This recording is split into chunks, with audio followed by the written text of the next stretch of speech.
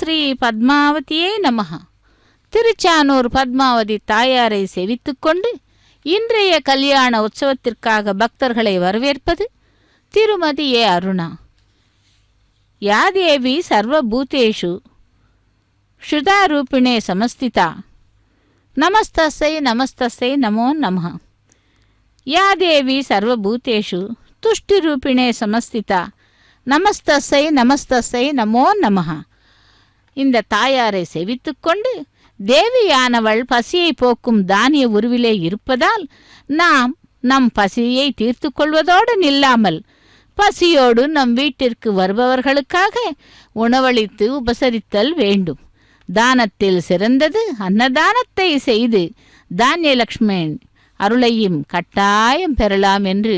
செவித்துக்கொண்டு இதோ விஸ்வக்சேன் ஆராதனை சுத்தி புண்ணிய வாசனத்துடன்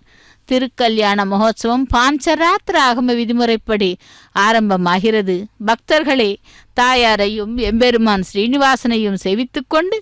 இன்றைய கல்யாண உற்சவத்திலே அவர்களுடைய அனுகிரகத்தை பெறலாம். ஓம் ஸ்ரீ மகாலட்சுமி நமஹா.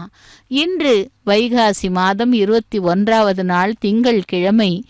துவாதசி திதி மற்றும் அஸ்வினி நட்சத்திரத்துடன் கூடிய இந்த நன்னாளிலே தாயாருடைய திருக்கல்யாண மகோத்சவத்தை நேரடி ஒளிபரப்பில் சேவித்துக் கொண்டிருக்கிறோம். அங்கம் ஹரே புலகபூஷணமாஸ்ரயந்தி பிருங்காங்க நேவ முகுளாபரணம் தமாலம் அங்கீகிருதாகில விபூதி அபாங்கலீலா மாங்கல்யதாசு மம மங்கள தேவ தாயா என்று அந்த திருச்சானூர் பத்மாவதி தாயாரை சேவித்துக்கொண்டு இதோ அந்த கல்யாண உற்சவத்திலே விஸ்வக்சேன ஆராதனை சுத்தி புண்ணிய வாஜனம் செய்து கொண்டிருக்கிறார் அர்ச்சக சுவாமி. அந்த கைங்கரியத்தை நேரடி ஒளிபரப்பில் செவித்துக் கொண்டிருக்கிறோம். மலரத் தொடங்கும் முக்குள மலரினை தேன் நாடும் பொன்னிற வண்டுகள் தேடிச் சென்று மொய்க்கின்றன. அப்படி தங்க நிற வண்டுகள் மொய்க்கும் முகுளமலர் போன்று எழிலுடன் விளங்குகிறது திருமாலின் திருமார்பு. அதற்கு காரணம் அவர் எப்பொழுதும் மகிழ்வுடன் இருப்பதுதான். திருமகள் அவளது திருமார்பிலே இருக்கிறார்.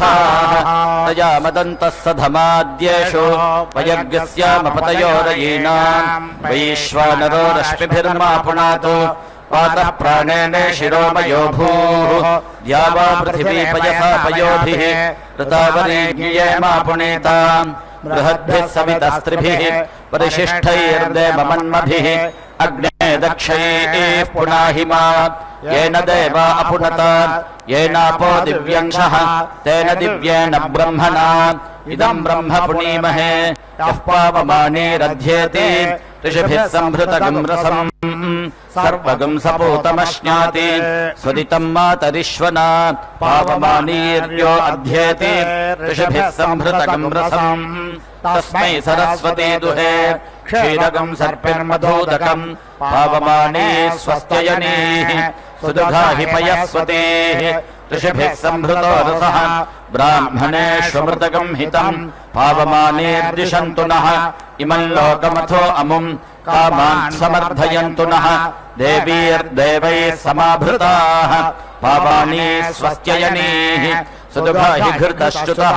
ऋषिभिः संभृतो रसः ब्राह्मणेष्वमृतगं हितं येन देवाः पवित्रेण आत्मानं वणदे सदा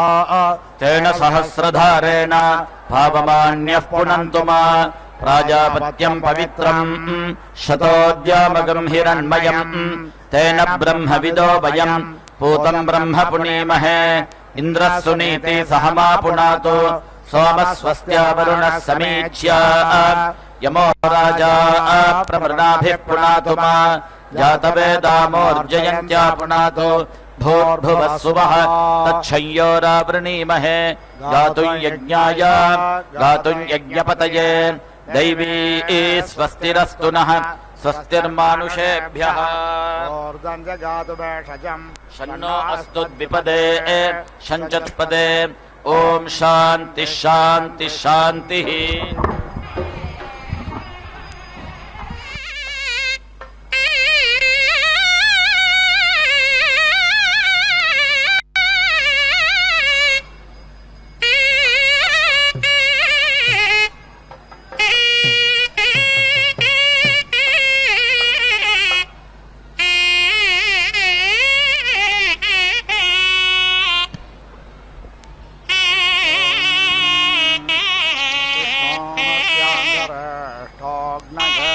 स्वाजुष्टं प्रोक्षामिवेदेरसि बर्हिषे स्वाजुष्टां प्रोक्षामि बर्हिरसि शुद्ध स्वाजुष्टं प्रोक्षामि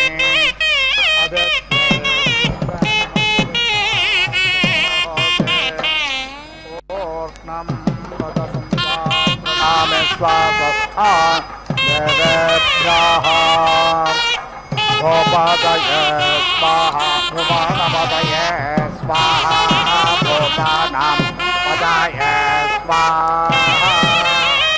गन्धर्वस्वा विश्वावसपरे दधातु विश्वस्यारेज्ये यजमानस्य परिधिरस्यग्निर्लेलितः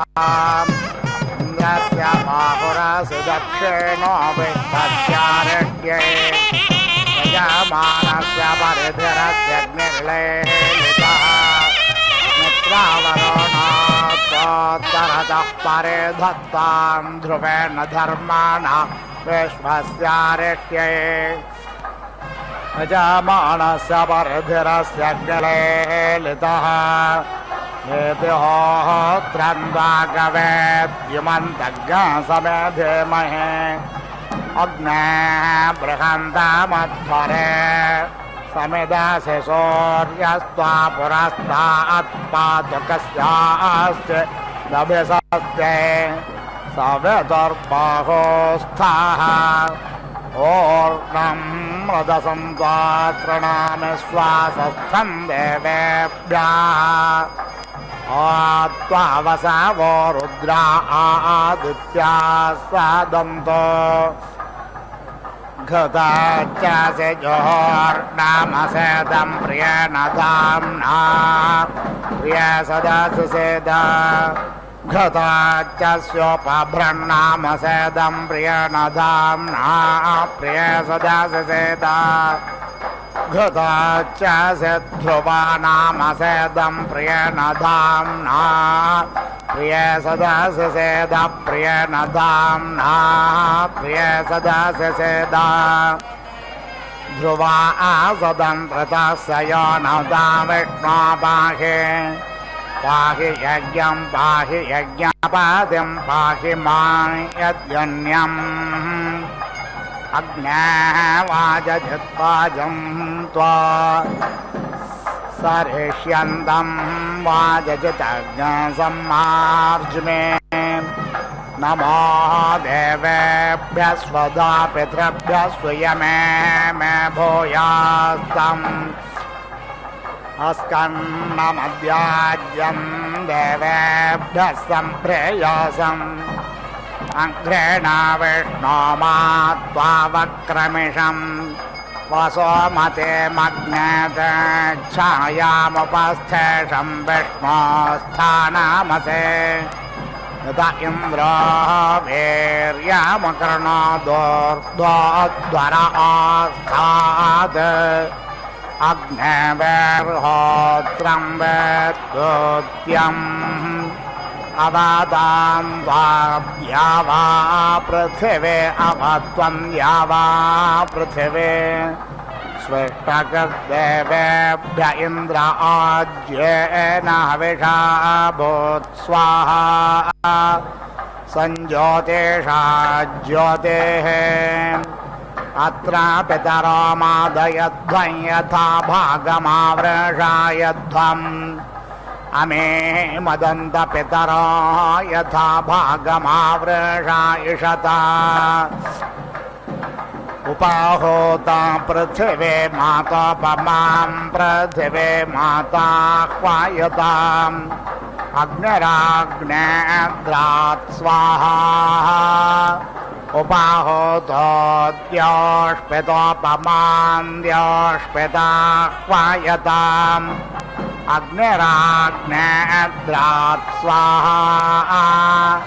मयेदमिन्द्रायन्द्रियं ददात् त्वस्मान् रायो मघवानस्य जन्ताम् अस्माकग्नासं त्वाशिषः सत्यानः सं त्वाशिषाः वाजयद्वाजं त्वा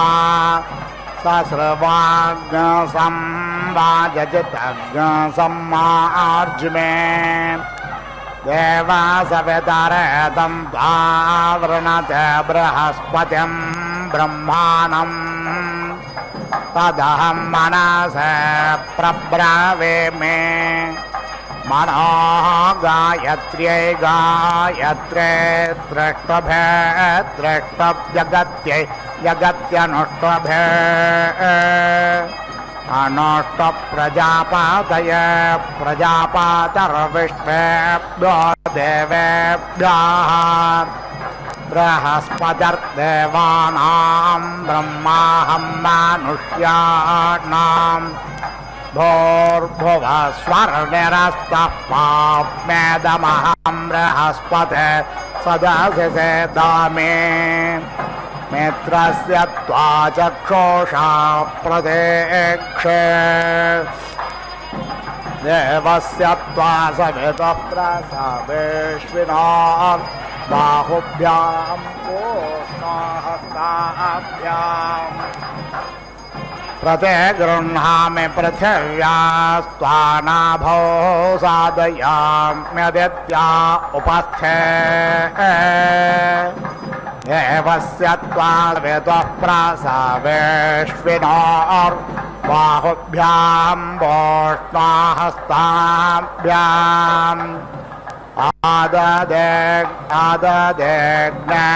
आददेग्नेष्वास्येन प्राश्नामि बृहस्पतिर्मुखेन या अप्सुन्दर्देवतास्था इदग्नशमयन्तो स्वाहा कृतं जठरमिन्द्रस्य गच्छ घसिना मे मा सम्प्रद्धा ऊर्ध्वं मे नाभेस्येदा इन्द्रस्य त्वा जठरे साधयामि प्रजापातिर्भागोऽस्योर्जस्वान् पयस्वान् प्राणापानो मे पाहि समानो व्यानो मे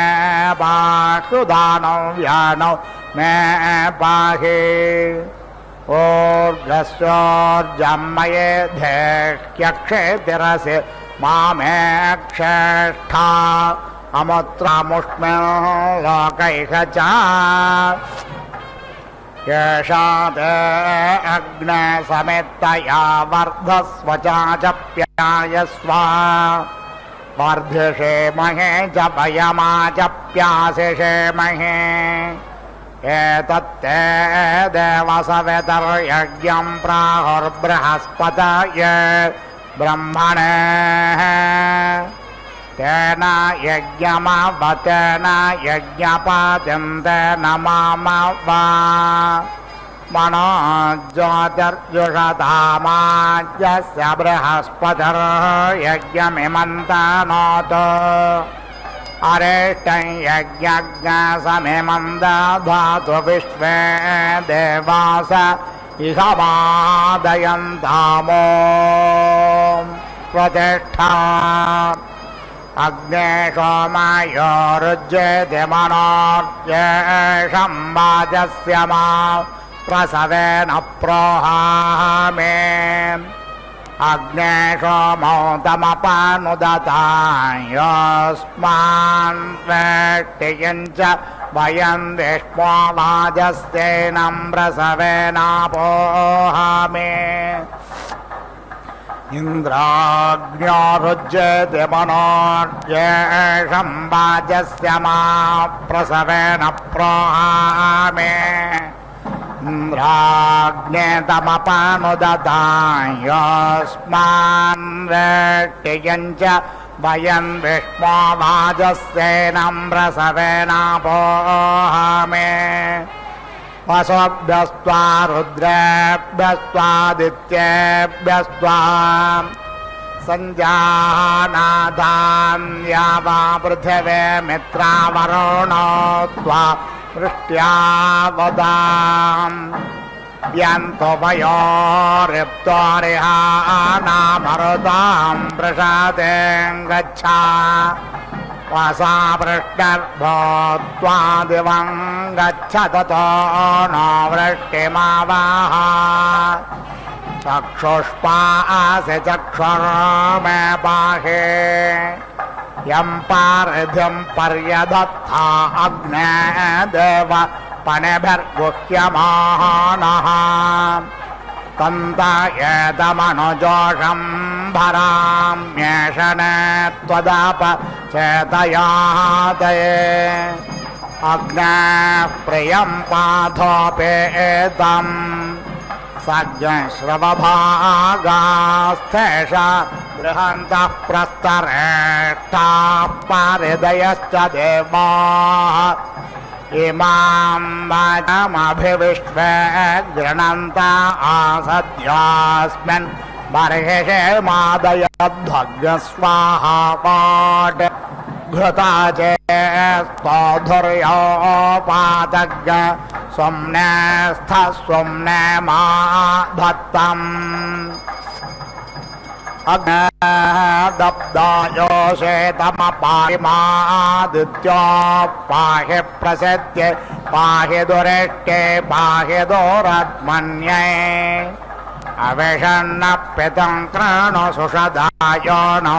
स्वाहा वाट् अग्नये सम्भे सपातये स्वाहा सरस्वत्यै यशो भगिन्यै स्वाहा ओघाले मुषाले यच्चोर्पासि श्लेषदिषदि यत्कपाले उत्पृशो विपृषः सञ्जोमि सत्याः सन्त यजमानस्य कामा स्वाहा आप्यायतां ध्रुवा हविषा घृतेन यज्ञं यज्ञं प्रतिदेवयद्भ्यः सूर्याया ऊर्ध्वो आदित्या उपस्था ऊर्ध्वारा पृथिवी यज्ञ अस्मिन् देवा गातुविदो गातुमित्वा गातुमेतां मनसस्पत इमं देव यज्ञं स्वाहा वादेधा संबर्हिरं वाग्हविषा घृतेन समादित्यैर्वसोभिः सम्मरुद्भिः समिन्द्रो विश्वदेवेभिरन्तां दिव्यन्नभो गच्छतु यत्स्वाहा तस्त्वा विमुञ्जति सत्त्वा विमुञ्जति कस्मै त्वा विमुञ्जति तस्मै त्वा विमुञ्जति कोशाय रक्षसां भागोऽसि वेषोऽस्युपवेषोत्वेषतो ग्रीवा उपवेविड्ढि वेषो अग्ने सुभगधारयेह वृद्धाः कार्पण्या अनापाहिनो यथासम् विहोमे त्वा सुभगसौभगाय पुरोतमं पुरोतस्र अस्यन्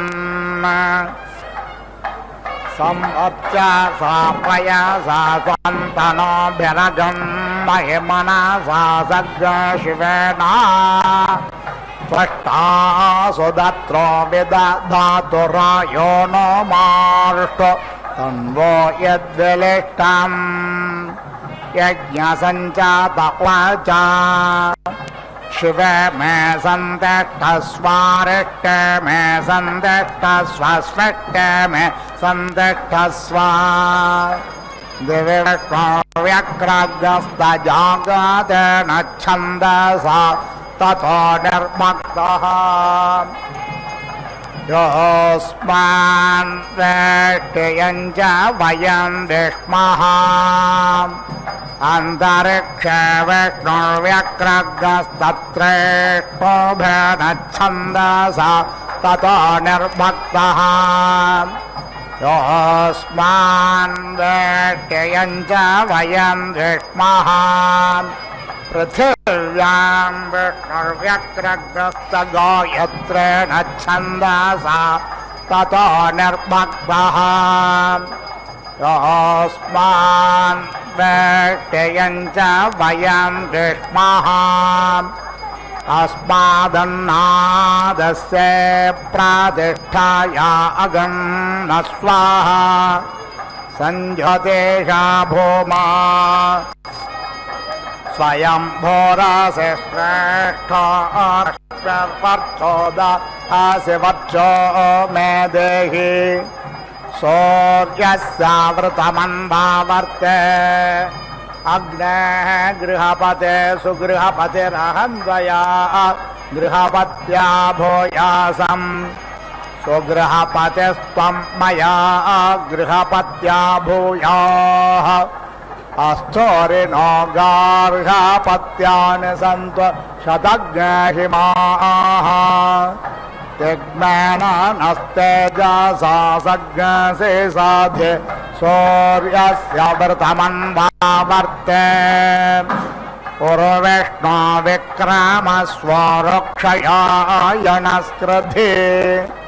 घृतं घृतयोनेऽपि बप्रप्रायज्ञपातिन्त्यरान् ततो स्तन्तोरस्यमो मातनुहे अस्मिन् यज्ञस्याग्साधुकृत्यायामस्मिन् लोके इदं मे कर्मेदं वीर्यं पुत्रोऽनुसन्तानोत अग्ने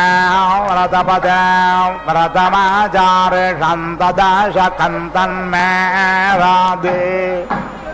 इदमहय एवास्मि स एवास्मि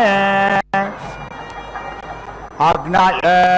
गौर्यवाहनाय स्वाहा सोमाय विद्मते स्वाहा अपाहता असुरो रक्षाज्ञासिव दिशदाः ये रूपाणि प्रतिमुञ्चमाना असुराः सन्तः स्वधया चरन्ति परापुराणि पुरोभन्त्यग्निष्टां लोकात् प्रणोदात्यस्मात् अत्रापितरो मादयध्वं यथा भागमावृषायध्वम् अमे मदन्त पितरो यथा भागमावृषा इषतः नमो वः पितरस्सुष्माय नमो वः पितरस्तपसे नमो वः पितरो यज्जीवन्तस्मै नमो वः पितरो रसाय नमो वः पितरो घोराय मन्यवे स्वधाये वः पितरो नमः एतद्वः पितरो वासो गृहान्नः पितरो दत्ता उदायुषास्त्वायुषोत्पर्जन्यस्य धामभिः उदस्थाममृता अणो आधत्त पितरो गर्भं कुमारं पुष्करस्रजं यथेह पुरुषो सत् ऊर्जं वहं वेरमृतं घृतं पयः केलालं परिश्रुतं स्वधास्था तर्पयत मे पितॄन्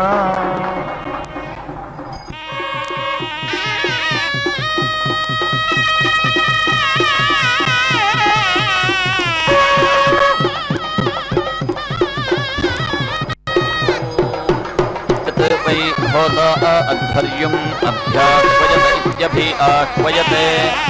वज्रम् एनम् अभिप्रेति वर्तयति इत्थशा इत्युक्थशाः इति आह प्रातः सवनमिति प्रातः सवनं प्रतिकीर्त्येति प्रतिकीर्त्य त्रीणि एतानि अक्षराणि त्रिपदेति त्रिपदाः गायत्री गायत्रं प्रातः सवनमिति प्रातः सवनं गायत्र्या एव प्रातः सवन इति प्रातः सवने वज्रम् अन्तः धत्ते उक्थं वाची इति आहापाभ्यन्दिनं सवनम् प्रतिकीर्त्येति प्रतिकीर्त्या चत्वारि एतानि अक्षराणि चतुष्पदेति चतुः पदा त्रिष्टुभं माध्यन्दिनं सवनम् त्रिष्टुभा एव माध्यन्दिने सवने वज्रम् अन्तः धत्ते उक्थं वाची इन्द्राय इति आह तृतीयसवनमिति तृतीयसवनं प्रतिकीर्त्येति प्रतिकीर्त्या सप्त एतानि अक्षराणि सप्तपदेति सप्तपदा शक्वरी शाक्वरा वज्रः वज्रेण एव तृतीयसवन इति तृतीयसवने वज्रम् अन्तः धत्ते ब्रह्मवादिन इति ब्रह्मवादिनः तु वै अध्वर्युः स्यात् यः यथा सवनमिति यथा सवनं प्रतिगर इति प्रतिगरे छन्दागंसि सम्पादयेदिति सम्पादयेत् तेजः प्रातः सवन इति प्रातः सवने आत्मन् दधीता इन्द्रियम् माध्यन्दिने सवने पशून् तृतीयसवन इति तृतीयसवने इति उक्थशा इत्युक्थशाः इति आह प्रातः सवनमिति प्रातः सवनं प्रतिकीर्त्येति प्रतिकीर्त्या त्रीणि एतानि अक्षराणि त्रिपदेति त्रिपदा गायत्री गायत्रं प्रातः सवनमिति प्रातः सवनं प्रातः सवन इति प्रातः सवने एव प्रतिगर इति प्रतिगरे छन्दागंसि समिति पादयति अथो इति तेजः वै गायत्री तेजः प्रातः सवनमिति प्रातः सवनं तेजः एव प्रातः सवन इति प्रातः सवने आत्मन् धत्ते उक्थं वाची इति आहापाध्यन्दिनं सवनं प्रतिकीर्येति प्रतिकीर्या चत्वारि एतानि अक्षराणि चतुष्पदेति चतुः पदा त्रिष्टुभं माध्यन्दिनं सवनं माध्यन्दिने एव सवने प्रतिगर इति प्रतिगरे छन्दागंसि समिति पादयति अथो इति इन्द्रियं वै त्रिष्टुक् इन्द्रियं माध्यन्दिनं सवनम् इन्द्रियम् एव माध्यन्दिने सवने आत्मन् धत्ते उक्थं वाची इन्द्राय इति आह तृतीयसवनमिति तृतीयसवनं प्रतिकीर्त्येति प्रतिकीर्त्या सप्त एतानि अक्षराणि सप्तपदेति सप्तपदा शक्वरी शाक्वराः पशवः जागतं तृतीयसवनमिति तृतीयसवनं तृतीयसवन इति तृतीयसवने एव प्रतिगर इति प्रतिगरे छन्दागंसि समिति पादयति अथो इति पशवः वै जगति पशवः तृतीयसवनमिति तृतीयसवनं पशून् एव तृतीयसवन इति तृतीयसवने आत्मन् धत्ते यत् वै होता अध्वर्युम् अभ्याह्वयत इत्यभि आह्वयते आव्यम् अस्मिन् दधाति तत् यत् न अपहनीतेत्यपहनीता पुरा अस्य संवत्सरादिति संवत्सरात् गृहे एति वेवीरन् शोगुंस आमोदः इव इति प्रत्याह्वयत इति प्रति आह्वयते तेन एव तत् अपेति हते यथा वै आयतामित्यायतां प्रतीक्षत इति प्रतीक्षते एवम् अध्वर्युः प्रतिगरमिति प्रतिगरं प्रतीति ईक्षते यत् अभिप्रतिगृणीयादित्यभिप्रतिगृणीयात् यथा आयतयेत्यायतया समृच्छत इति समृच्छते तादृक् एव तत् यत् अर्धर्चादित्यर्धर्चात् लुप्येत यथा धावद्भ्य इति धावद्भ्यः हीयते तादृक् एव तत् प्रबाहुगिति प्रबाहुक् वै ऋत्विजाम् उद्गीथा इत्युत गीथाः उद्गीथ इत्युत गीथः एव उद्गातृणामित्युत गातृणाम् ऋचः प्रणव इति प्रणवः उक्थशगंसिनामित्युक्थशगंसिनाम् प्रतिगर इति प्रतिगरः अध्वर्यूणां यः एवं विद्वान् प्रतिगृणातीति प्रतिगृणाति अन्नात इत्यन्न अतः एव भवति एति अस्या प्रजायामिति प्राजायां वाजी जायते इयं वै होता असौ अध्वर्युः यत् आसीनः शगंसति अस्याः एव तत् होता न एति आस्ते इवाहि इयम् अथो इति इमाम् एव तेन यजमानः दुहे यत् तिष्ठन् प्रतिगृह्णातीति प्रतिगृह्णाति अमुष्याः एव तत् अध्वर्युः न एति तिष्ठति इव हि असौ अथो इति अमुम् एव तेन यजमानः दुहे यत् आसीनः शगंसति तस्मात् इतः प्रदानमितीतः प्रदानं देवाः उपेति जीवन्ति यत् तिष्ठन् प्रतिगृह्णातीति प्रतिगृह्णाति तस्मात् अमुतः प्रदानमित्यमुतः प्रदानं मनुष्याः उपेति जीवन्ति यत् प्राङ् आसीनः शगंसति प्रत्यङ् तिष्ठन् प्रतिगृह्णातीति प्रतिगृह्णाति तस्मात् प्राचीनं प्रेतः धीयते प्रतीचीः प्रजा इति प्राजाः जायन्ते यत् वै होता अध्वर्युम् अभ्याह्वयत इत्यभिआह्वयते वज्रम् एनम् अभिप्रेति वर्तयति पराङ् एति वर्तते वज्रम् एव तत् करोति उपयाम गृहीत इत्युपयाम गृहीतः असि वाक्षसदिति वाक्षासत् असि वाक्पाभ्यामिति वाक्पाभ्यां त्वा क्रतुपाभ्यामिति क्रतुपाभ्याम् अस्या यज्ञस्य ध्रुवस्य अध्यक्षाभ्यामित्यधि अक्षाभ्याम् गृह्णामि उपयाम गृहीत इत्युपयाम गृहीतः असि ऋतसदित्यर्तसत् असि चक्षुष्पाभ्यामिति चक्षुः पाभ्यां त्वा कर्तुपाभ्यामिति क्रतुपाभ्याम् अस्या यज्ञस्य ध्रुवस्य अध्यक्षाभ्यामित्यधि अक्षाभ्याम् गृह्णामि उपयाम गृहीत इत्युपयाम गृहीतः असि श्रुतसदिति श्रुतसत् असि श्रोत्रपाभ्यामिति श्रोत्रपाभ्याम् त्वा क्रतुपाभ्यामिति क्रतुपाभ्याम् अस्या यज्ञस्य ध्रुवस्य अध्यक्षाभ्यामित्यधि अक्षाभ्याम् गृह्णामि देवेभ्यः त्वा विश्वदेवेभ्य इति विश्वदेवेभ्यः त्वा विश्वेभ्यः त्वा देवेभ्यः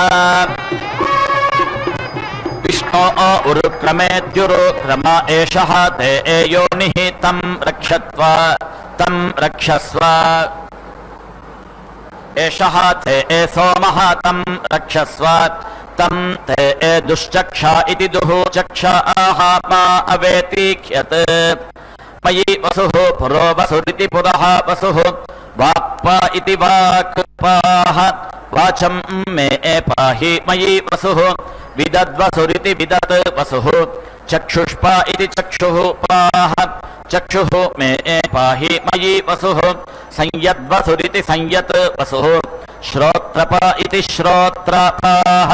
श्रोत्रं मे पाहि भूः असि श्रेष्ठः रश्मीनां प्राणपा इति प्राणापाः प्राणमिति प्राणं मे पाहि धूः असि श्रेष्ठः रश्मीनाम् अपानपा इत्यपानपाः अपानमित्यपानं मे पाहि यः नः इन्द्रवायु इति इन्द्रवायु मित्रावरुणाविति मित्रावरुणौ अश्विनौ अभिदासतीत्यभिदासते भ्रातृव्यः उत्पिपीत इत्युत्पिपीते शुभः पति इति इदम् अहं तं हरं पादयामि यथा इन्द्र अहम् उत्तम इत्युत्तमः चेतयामि प्रेति सह अग्ने तव ऊतिभिरित्यूतिभिः सुवीराभिरिति सुवीराभिः तरति वाजकर्मभिरिति वाजकर्माभिः यस्य त्वं सख्यम् आविथा प्रेति होत्रे पूर्व्यं वचः अग्नये भरता बृहत् पिपामिति विपां ज्योतिगंषि बिभ्रते न वेधसे अग्ने त्रीते वाजिना त्रिसधस्थेति सधस्था तिस्रः ते जिह्वाः ऋतजातेत्यर्ता जाता पूर्वीः तिस्रः ऊते तनुवः देववाता इति देवावाताः ताभिः नः पाहि गिरः अप्रयुच्छन्नित्यप्रयुच्छन् समिति वां कर्मणा समिति ईशा हिनोमि इन्द्र विष्णु इतीन्द्र विष्णु अपसः पारे अस्य जुषेथां यज्ञं द्रविणं च दत्तम् अरिष्टैः नः पथिभिरिति पथिभिः पारयन्ता उभा जिज्ञथुः न परेति जयेथे इति न परेति जिज्ञे एकतरः जना एनोः इन्द्रः च विष्णु इति यत् अपस्पृधेथां त्रेधा सहस्रं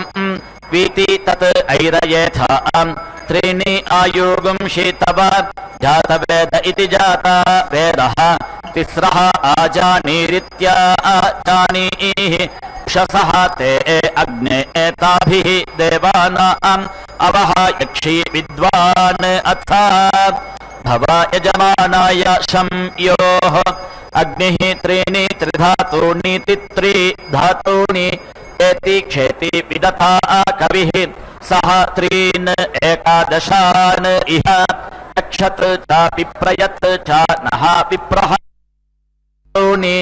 एति क्षेति विदथा कविः सः त्रीन् एकादशान् इह यक्षत् च विप्रयत् च नः विप्रः दूतः परिष्कृतः नभन्ताम् अन्यके समे इन्द्र विष्णु इतीन्द्र विष्णु दृगंहिताः शम्बरस्य नवापुरः नवतिं च स्न्यथिष्टम् शतं वर्चिनः सहस्रं च साकं हथः अप्रति असुरस्य वीरान् उत माता महिषम् अन्विति अवेनत् अमि इति त्वा आजहति पुत्रा देवाः अथ अब्रवीत् वृत्रम् इन्द्रः हनिष्यन् सखे विष्णो इति वितरमिति वीतरम् वीति क्रमस्व अग्ने तेजस्विन् तेजस्वी त्वं देवेषु भूयाः तेजस्वन्तं माम् आयुष्मन्तं वर्चस्वन्तं मनुष्येषु कुरु दीक्षायै च त्वा तपसः च तेजसे जुहोमि तेजो विदिति तेजः वित् असि तेजः मा हासीत् मा अहम् तेजः हासिषं मा मां तेजः हासीत् इन्द्र ओजस्विन् ओजस्वी त्वं देवेषु भूयाः ओजस्वन्तं माम् आयुष्मन्तं वर्चस्वन्तं मनुष्येषु कुरु ब्रह्मणः च त्वा क्षत्रस्य च ओजसे जुहोमि ओजो विदित्योजः वित् असि ओजः मा हासीत् मा अहम् ओजः हासिषं मा माम् ओजः हासीत्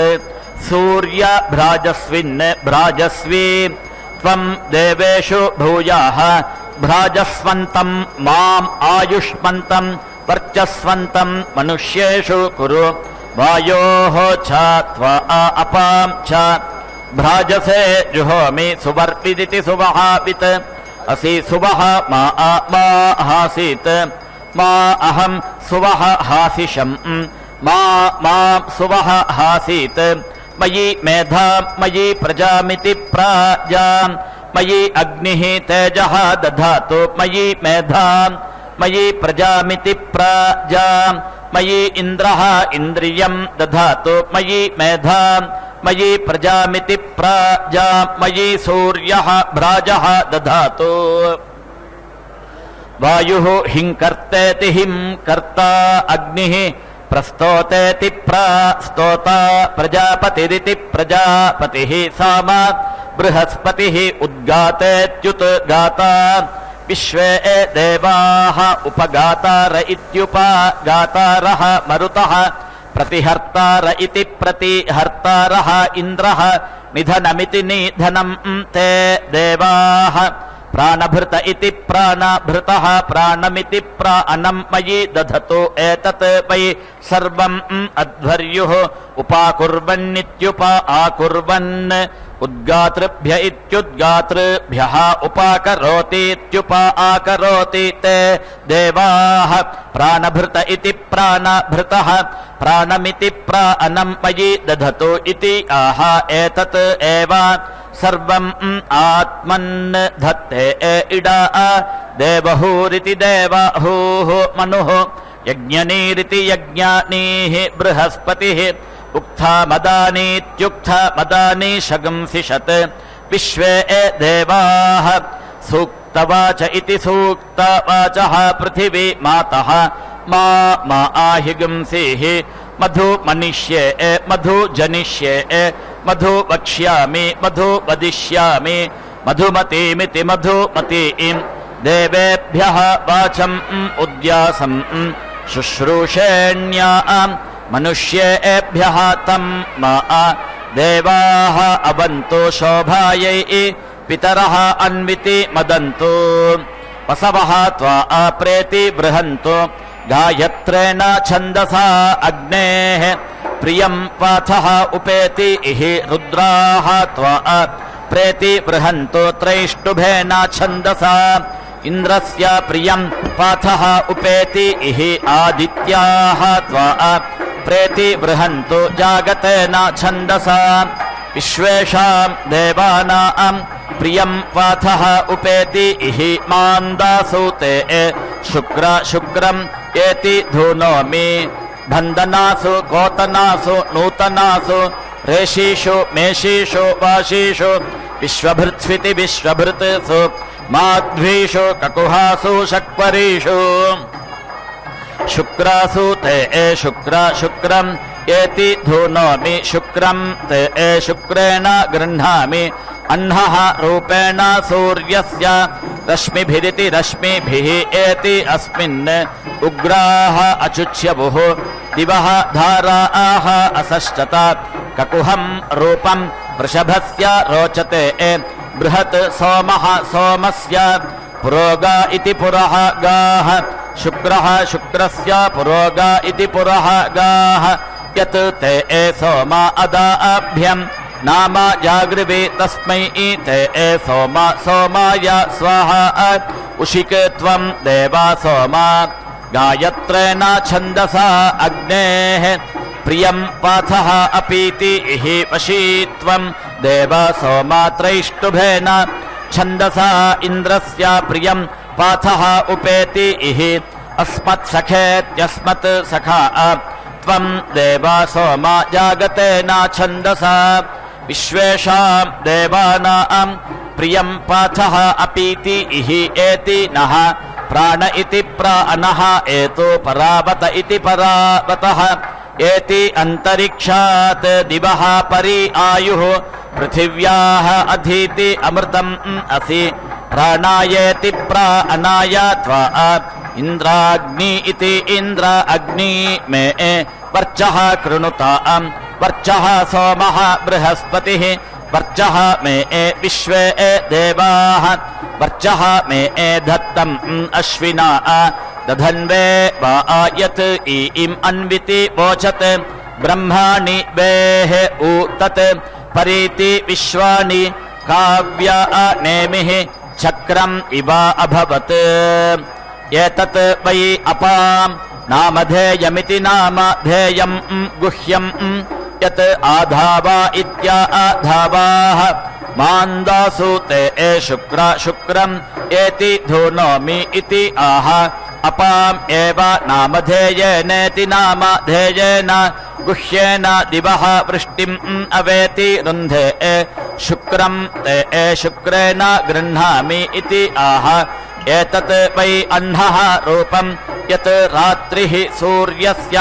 रश्मयः वृष्ट्याः ईशते अह्नः एव रूपेण सूर्यस्य रश्मिभिरिति रश्मिभिः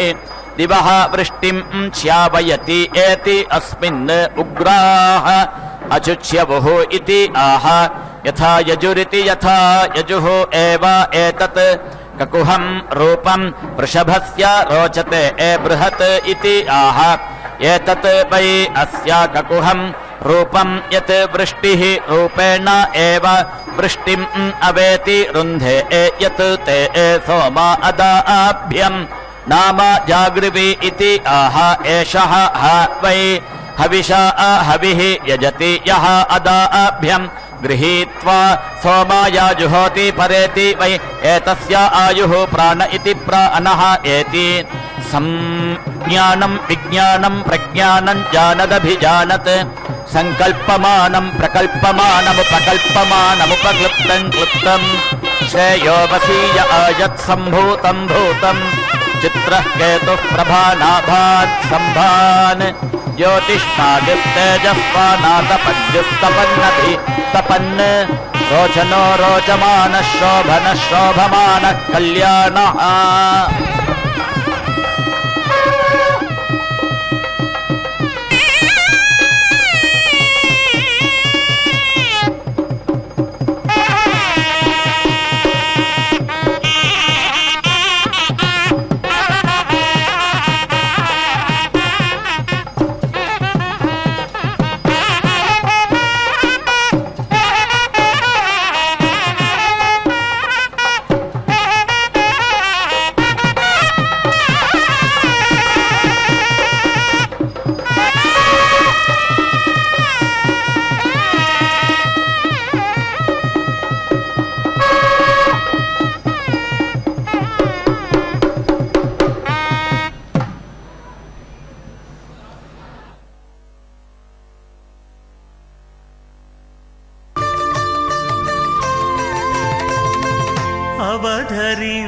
అవధరించగదయ్య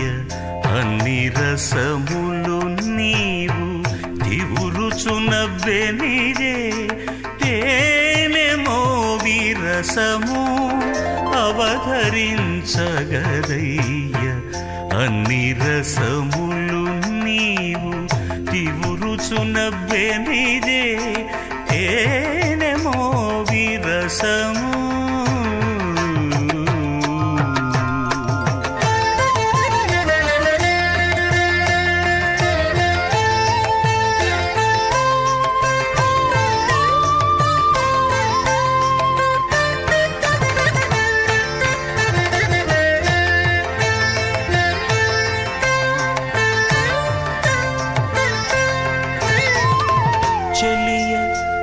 చక్కదనాన శృంగార రసము వెలయ బొమజంకెనల వీర రసము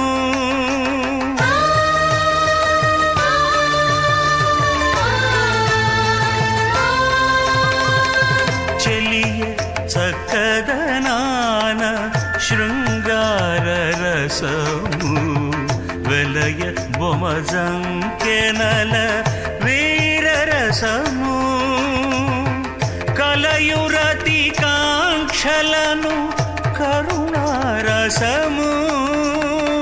కలయు రతి కాంక్షలను కరుణారసము అలరుమై పులకలను అద్భుత రసం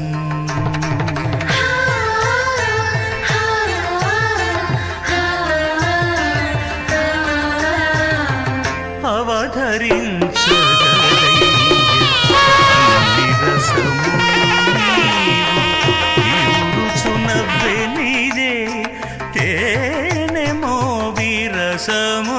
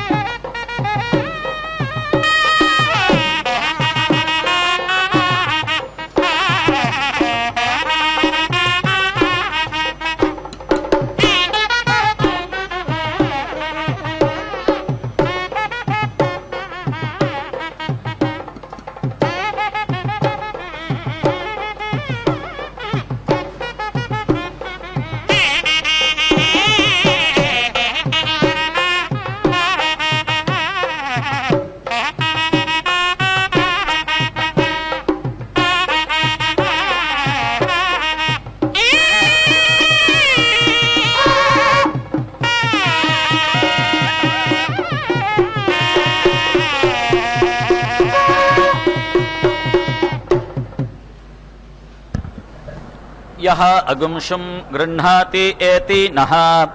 प्राण इति प्राणः एतु परावत इति परावतः इति आह आयुः एव प्राणमिति प्राणम् आत्मन् धत्ते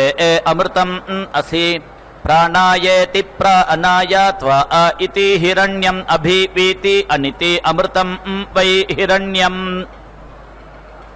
आयुः प्राण इति प्राणः अमृतेन एव आयुः आत्मन् धत्ते शतमानमिति शतमानं भवति शतायुरिति शत आयुः पुरुषः शतेन्द्रिय इति शत इन्द्रियः आयुषि एव इन्द्रिये प्रतीति तिष्ठति अपः उपेति स्पृशति भेषजं वै आपः भेषजम् एव कुरुते वायुः असि प्राण इति प्राणः नाम सवितुः आधिपत्य इत्याधिपत्ये अपानमित्यपानं मे एदाः चक्षुः असि श्रोत्रं नाम धातुः आधिपत्य इत्याधिपत्ये आयुः मे एदाः रूपम् असि वर्णः नाम बृहस्पतेः आधिपत्य इत्याधिपत्ये प्रजामिति प्रजा मे एदाः ऋतम् असि सत्यं नाम इन्द्रस्य आधिपत्य इत्याधिपत्ये क्षत्रं मे एदाः भूतम् असि भव्यं नाम पितॄणाम् आधिपत्य इत्याधिपत्ये अपाम् ओषधीनाम् गर्भं धाः ऋतस्य त्वा व्योमन इति विओमने ऋतस्य त्वा विभूमन इति विभूमने ऋतस्य त्वा विधर्मण इति विधर्मणे ऋतस्य त्वा सत्याय ऋतस्य त्वा ज्योतिषे प्रजापतिरिति प्रजापतिः विराजमिति विराजम् अपश्यत् तया भूतं च भव्यं च असृजत तां ऋषिभ्य इत्यऋषिभ्यः तिरः अदधात् तां जमदग्निः तपसा अपश्यत् तया वै सः प्रश्नीन् कामान् असृजत तत् प्रश्नीनां प्रश्नित्वमिति प्रश्नीत्वं यत् प्रश्नयः गृह्यन्ते प्रश्नीन् एव तैः कामान् यजमानः अवेति रुन्धे वायुः असि प्राण इति प्राणः ॐ यो दीक्षामतिरेचयति सप्ताहं प्रचरन्ति सप्तवैशीर्षण्याः प्राणाः प्राणादीक्षा प्राणैरेव प्राणान् दीक्षामवरुन्धे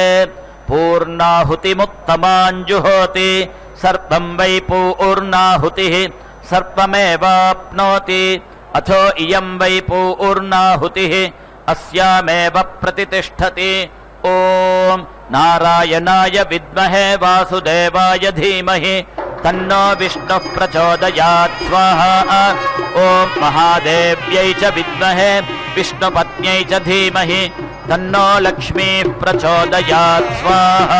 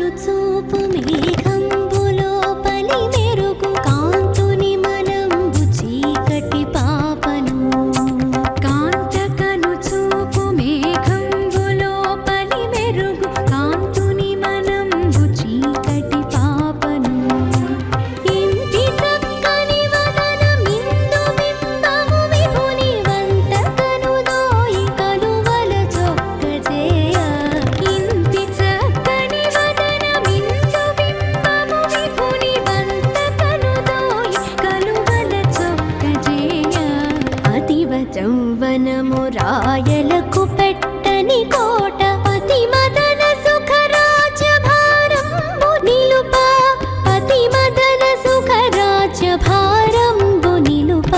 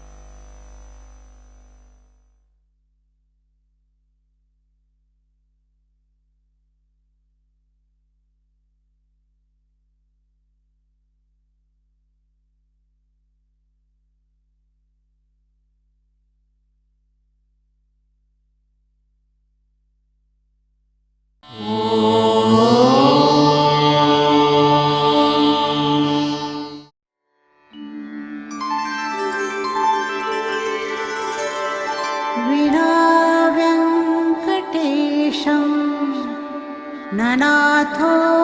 ननाथः सदा वेङ्कटेशं स्मरामि स्मरामि। हरे वेङ्कटेश प्रसीद प्रसीद। प्रियं वेङ्कटेश प्रयच्छ